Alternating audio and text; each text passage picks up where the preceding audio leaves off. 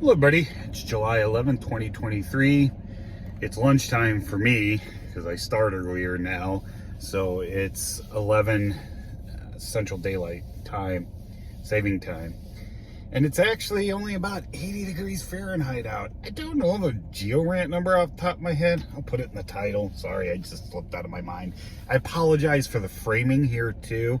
My thing, it's been sitting in the sun. Sometimes something expands in there and I can't move it, So anyway, I just want to talk a little bit today about arguments in science.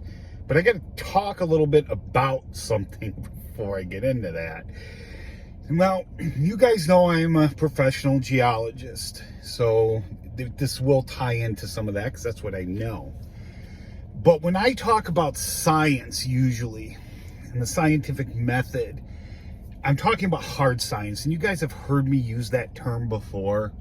And for all intents and purposes here, so this doesn't end up being 15, 20 minutes, the hard sciences are geology, biology, chemistry, and physics. And now in my teachable Arcos Institute of Geosciences classes, I go more in depth into this. That's where that stuff is. This stuff is just to get information to you. So when I'm talking about arguments in science, I'm talking about arguments in hard science used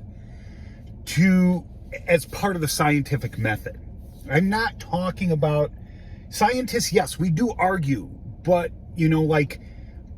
is Pluto a planet? Who cares? That's not what I mean by arguing. Okay, that's defining things on a level so we can talk about it better. That's what that is. And yes, we argue that. We debate that. That's not what I'm talking about. I'm talking about using arguments as evidence in the scientific method. Arguments in that context are not used in science. We do not argue our way into evidence.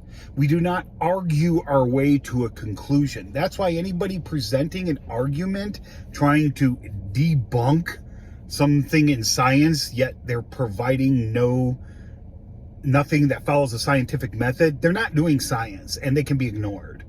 And a lot of people, especially the vast majority of the American public, for some reason, this little distinction is never taught.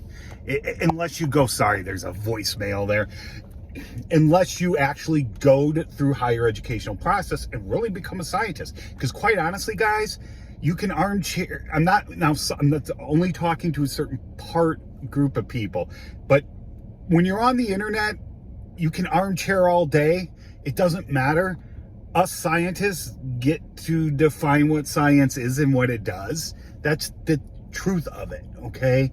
You can't just use something or a definition we don't use to force a seat at our table, which you didn't earn because you can't do science and math. That's not our problem. That's not our shortcoming. That's your shortcoming. Okay, and when I say you, I mean in general. A lot of you guys that watch my videos get this. And you don't have to be a degreed scientist to get this. This concept is not hard to understand, but it's often ignored. And there's a lot of you on here who are lay people who are a lot more knowledgeable about certain parts of geology than I am, because I'm specifically stratigraphy, structural geology, and geochronology. Those are my three babies. Paleontology, I don't, you all know more than I do. But anyway, I digress. So, that's what we mean by arguments. You can't argue your way into evidence. You can't argue your way out of evidence, empirical evidence. It has no place in the scientific method. Now, how this works in the hard science is you put forth an idea and you test it and you form a hypothesis in a nutshell, okay? Now, arguments can start as a starting point, like letters in, not papers, but in journals. That's what those are for. It'll take something that's something new that somebody has hypothesized that isn't, that is evidence backed but hasn't been tested yet, and they might expose some problems to it so other workers can tackle it later. That's not arguing your way into or out of a hypothesis. That's just something that happens, and that's usually in letters in science. You don't write papers about that.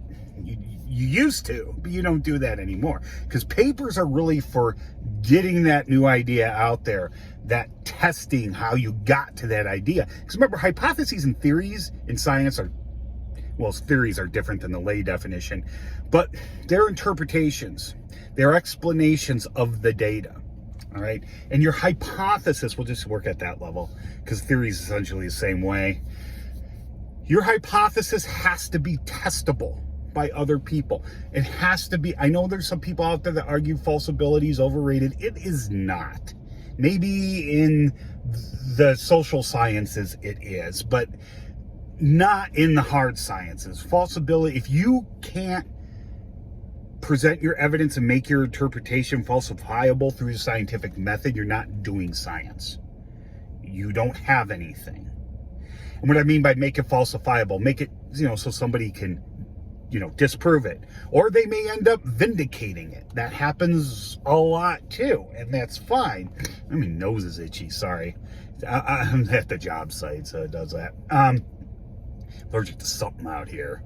Anyway, so that's how that works, and it helps if you develop a predictive model. I've talked about models before. It's just not something you physically make, although that is a type of model. They can be mathematical, they can be conceptual, all of that stuff. But we're coming up on, we passed 6.5 minutes here. So I think I'm going to just go another minute or so, try to think if there's anything else I need to talk about. Arguments. Okay, so yeah. So when we're talking about arguments in hard science, we're talking about arguments being used in lieu of or as evidence. You can't do that, okay? And I am shocked, well, when I first discovered it, I'm not anymore. I'm shocked by the absolute number of people who don't get this. And, and there's a lot of people out there that just think that, you can argue your way out of valid data and the interpretations backed by that valid data. You cannot do that. That's not how science works, okay? Now, I talk about science as being different from philosophy most of the time. I don't care if you think they're the same thing. It's not what I'm getting at here. I personally don't. I think science has matured enough. I know it's based off of a philosophy. I don't give a shit, okay? That's not what I'm talking about. But you have to remember, too, that science is self-correcting, and it has a filter that philosophy generally does not have. Well, Steve, what is that filter? That is the filter that if you present a hypothesis that is not testable, even though it might be backed by data, I can ignore it or shelve it. Now, there's a lot of times that happens, and hypotheses may be discarded for many reasons. One, because they're completely nonsensical and not based off data. Like, green dragons from the 57th dimension came in the middle of the night and painted my grass green. It's not, grass isn't green because, it gets rain and gets sun and all that other stuff. It's green because of mythical dragons, okay? That kind of hypothesis is nonsense. There's no way to test that. It's not even backed up off data. Now, there's some that can be modeled but aren't usable either. Like, I could model, and I know somebody in college that did this, and I wish I kept it. I wish I did. Because you gotta remember, I went to college in the late 90s and early aughts when we were just started doing things on computers. So, but anyway, they mathematically modeled how a stop sign can grow out of the ground. Now, is that testable? Yeah. Should I test it? No. Why? Because although I've mathematically modeled something, it doesn't match the basic data and observations we have. We know stop signs don't grow out of the ground. Our math models have to reflect our observations and our data. They can't just be rando from another. Now, I know there's a problem when you get into astrophysics and complicated string theory and all that. We're staying closer to what we can test, closer to ground level here that most people understand. I don't understand that crap either. But those things sometimes are scientific, sometimes aren't, okay? But anyway, so, something like that isn't really testable either, discarded. Now, sometimes the technology just isn't there. And maybe it will be someday, and then we can resurrect that. We're actually learning in geology, especially the stuff I study, the Precambrian, that a lot of the really old timers in the 19th century, their untestable hypotheses at the time, are starting to be backed by data. Like how the Grand Canyon was created, carved down. And no, it wasn't a Noachian flood 4,500 years ago. Anyway, stuff like that. And we are also coming up with new ideas because we have a technology now we didn't have even 50 years ago we had it, but now it's been refined so much. It's really good. It's a lot cheaper than it used to be. It's still $1,000 a pop, but it's a lot better than 10. And that's radiometric dating, especially uranium lead, which is what I use. And we're getting so many dates now, we're falsifying these old concepts. And what I mean by falsifying, I don't mean we're flipping geology on its head. What I'm talking about is, say there's a wedged block, a thrust fault and something, and people might have assumed that was associated with a certain orogeny, like maybe the Pinokian 1.85 billion years ago. We start pulling dates from things in there, and we realize it's a lot younger, like 1.6, Matzal or Yapavai orogeny. That's what happens, because the core of what we do is pretty much defined. Now, if we got something, and that's what we mean by new ideas. Now, if we got something totally weird, we would have to go back, But anyway, sometimes the technology just isn't available. Anyway, so just remember, arguments in science, hard science, are starting points. They aren't evidence of anything. They aren't evidence against anything. All right, that's it. Have a good day. Questions and comments below. Thanks.